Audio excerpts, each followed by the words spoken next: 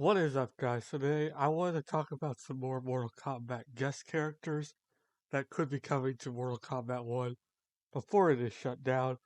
But I want to do it a little differently because I wanted to base it off of movies and games and whatever that are coming out this year. Because Warner Brothers and NetherRealm, the people that make Mortal Kombat, love to make them love to do their cross marketing thing with movies and TV shows coming out soon. So, for the first combat pack, we had Omni Man, Homelander, and Peacemaker. With all of them, they had the newest season of their TV shows coming out, and they were more popular than ever. Now, this isn't always the case. Like, Combat Pack 2, which we just got, had T1000, Conan, and Ghostface, none of which have new stuff coming out. Uh, Ghostface does, but we'll just keep that in mind for later. But Conan and T1000 have not had anything new in their franchise in years, and even T1000 himself, they had the Terminator movie back in 2019, and I don't think he was even in it. So, it's not always a factor when choosing them, but it can definitely push them up the totem pole if they're well requested characters. So, I'm going to be talking about some movies today. I did want to give a shout out to Chris Parker from 3C Films. He's the place where I get all my movie news. He should be right here. And I think he does a fantastic job. Go check out his channel. He does great movie news. And that's where I got all this information of upcoming movies from. But with that being said, I wanted to start with a video game character, and that is going to be Doomslayer. Mortal Kombat and Doom were the creations for the ESRB system, or the system that people use to tell how appropriate for children each game is. And these were the two main games back in the late 90s that kicked that off due to the blood and gore and stuff like that. So having those two games cross over would be really cool. And Doom has a new game coming out this year with Dark Ages, which, from the buzz that I've seen in the gaming community, is one of the most highly wanted games and most anticipated games in a long time. Probably up there with GTA 6 and Metroid Prime 4. So, I think if you are ever going to add Doomslayer to this game, it has to be now. And I think his moveset would be fantastic. He has plenty of moves like the chainsaw, the crucible sword, um, tons of guns that you can use, and the fatalities has to be the um, BFG 3000 or something like that. I didn't make that up, by the way. And you just have so many cool things that you could do with his moveset. Um, the next character I'm gonna pick is John Wick from John Wick, of course, and hopefully they can get Keanu Reeves to do the voice and likeness. That'd be great. Uh, I think he'd be very likely just because he there's so much new stuff for John Wick coming out right now. We had John Wick 4 like a year and a half ago. We have the Ballerina spinoff coming out next month, I believe, which he is set to be the main villain of that movie, which will be interesting. And beyond that, they've already confirmed John Wick 5 is coming out, an animated prequel on like Hulu or something, I don't remember. And then a spin-off about the blind assassin from um, John Wick 4. So I think you could really have some awesome interactions between John Wick and Kenshi, who is also a blind swordsman in the game. So I think that could be really cool. Um, John Wick has just been bigger than ever, and at the height of his popularity, I think this is the perfect time to include him. So I don't know, we'll see. Um, Another character that we have that is kind of probably the most interesting one I've picked is Springtrap from Five Nights at Freddy's. And he is the main villain. He was a guy that made all the animatronics but got locked inside of it, and his soul or something, video game stuff, is trapped inside this killer rabbit thing. So I think with the second movie coming out soon, and the first movie for Blumhouse is the people who make those movies, being as big as it was, I think that this is the perfect time to include him.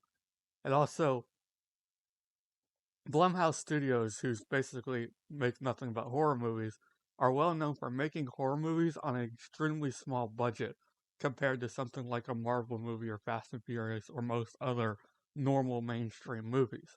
So, I don't think it would be that difficult to pay them to get the character. Probably be one of the cheapest ones that they had to get that they didn't already own. You know what I mean? I wanted to quickly touch on a possibility of a returning guest character, and that's actually going to be the Predator. This one is very interesting because a few weeks ago, or a few months ago, Ed Boon, the creator of Mortal Kombat, asked if they were going to remake a combat pack from previous games, which one would you want them to choose? And one of them was like a an action theme, and I think it was like Predator, Alien, and Terminator, or something like that. But uh, so there is precedence for him being open to the idea of bringing back guest characters, and I think if you're ever gonna do it, I think it's either gonna be now or sometime later, which I'll mention in a minute. The reason that they want to do it now is because there's so much stuff that's going the Predator's way this year. Uh, Prey, the most recent Predator movie, went straight to streaming, but Hulu and Disney very much regretted that because it did insanely good numbers on Hulu. And the next Predator movie, Predator Badlands, is going to be starring as the Predator as the main character. So I think with that one coming out in the summer, plus they also have an animated anthology series that's going to be on Hulu in the summer as well. I think all those things put together, I think the only time that I think would be better to reintroduce him into Mortal Kombat was the possibility of an Alien versus Predator movie that would happen like in a couple of years. Because Alien Romulus came out last year and it did extremely well. And there's already been talks of another Alien vs. Predator movie. So I think if they were gonna do it, they might wait until Alien is popular enough again to use them both at the same time again, which I think would still be a good idea.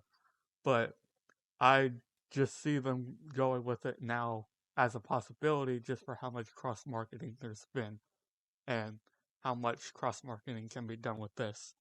Um, Another one, I have one more that I think is very likely, but I have one that's not very likely. I'll start with that. And that's going to be the fisherman from a little known horror movie called I Know What You Did Last Summer. So, the basic premise to this movie, I have not seen it to be clear, but again, I got all this information from Chris Parker at 3C Films, and I saw the trailer and stuff. The basic premise for this story is a bunch of teenagers, in their like 17, 18, something like that, accidentally cause a murder, and they all agree to not say anything, so they dump the body in a lake or something. And someone, one of the fishermen, sees that and wants to hunt them down and send some letters and crazy shenanigans like that. So I think that with the cross marketing potential of the new reboot or legacy sequel, whatever you want to call it, coming out this year, I think it's possible that he gets included. And I think he could have some really cool moveset potential with, like, he uses harpoons, he uses fishing hooks. I think maybe a fatality could include a shark. Uh, I just think there's a lot of interesting stuff you could do with that character, but I don't know how likely it is. I just wanted to throw out the idea. But my last character, and probably the most likely one I have on the list, other than probably Doomslayer, is Pennywise. Now you're thinking, what are you talking about? There's nothing Pennywise coming out soon. That's where you'd be wrong, actually. And I think there's very interesting things about that. So, in I think it's March or April of next year, we're supposed to get a horror series about Pennywise on Hulu, I believe it is, or HBO Max, whatever. And it's going to be called Welcome to Derry, which is the farm or the little town that he haunts or whatever. But what's interesting about that is this TV show has been delayed several times. And I think it was supposed to come out either like last month or this month or something, or sometime later this year. So with it being pushed back so many times, I think if they had the idea to put him in the game already, then it would line up better. Like let's just say he comes out in July, it would line up better to be within 1 or 2 months of the show coming out rather than 6 months later. And I know what you're thinking. Well, that just seems kind of odd timing, right? If it's not going to come out till later, then they'll just push him back. But that's where you'd be wrong because this already happened in the same game. Ghostface from Scream was put into it where there wasn't a movie happening yet. There, Scream 7, yeah, 7 was supposed to come out in March of this year. It did not. It was pushed to the following February or something. If it had come out in March like it was supposed to, then Ghostface in November, right between Halloween and the release of the new movie, would be a perfect cross marketing ploy.